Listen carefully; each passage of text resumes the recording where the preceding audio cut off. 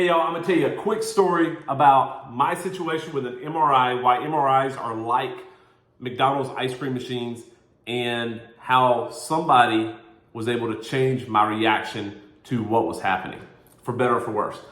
Long story short, had issues with my left shoulder for a while now, going back to 2007, re-injured it pretty bad 2 years ago, back late April, 1st of May, separated on me in my sleep. Not fun at all. Got it back in on my own, no big deal, but been having lots of issues with it since. Saw my doctor the 1st of June.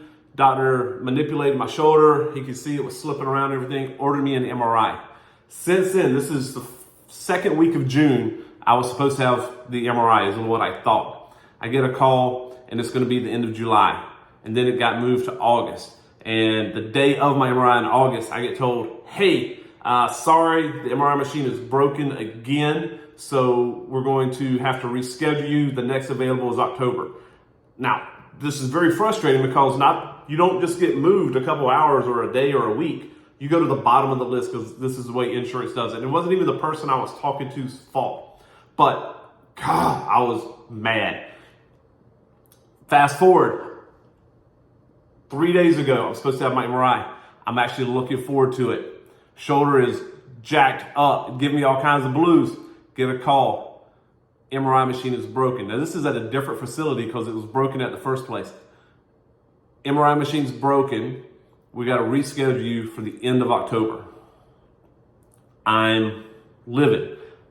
I laugh, I joke with the person because I know it's not their fault, but I get online and this thing called Genesis, and I write a message to my doctor and say, hey, just want you to know this shoulder thing, it's still there, blah, blah, blah. Things keep getting moved. And later that night, I got a phone call from my doctor. And I got to tell you, he didn't fix anything. But I at least felt heard because he took the time to call me. When I asked a couple of follow-up questions, he talked to me. He took the time to this, and it really was an example of a kind word turns away wrath.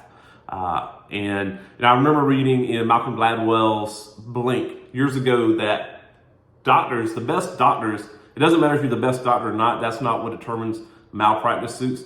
The thing that makes malpractice suits is how the patient feels about the doctor. I think about when I had my first surgery and the way that the doctor, the first surgeon I had, dismissed me and just said, everything's fine. You're just one of those failed patients going to have to take pills the rest of your life. And then I went and saw Dr. Burkus, and Dr. Burkus looked at me. He's like, you know what? I can fix this. And he did. And I just think about all the opportunities that we miss. And if we would just take a moment and share a kind word and listen, either to listen to understand or maybe even listen to placate. I don't care.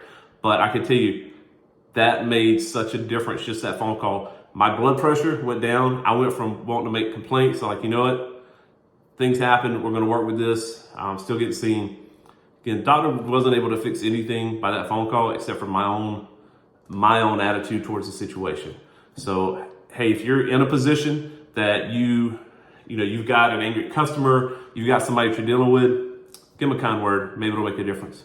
All right, take care.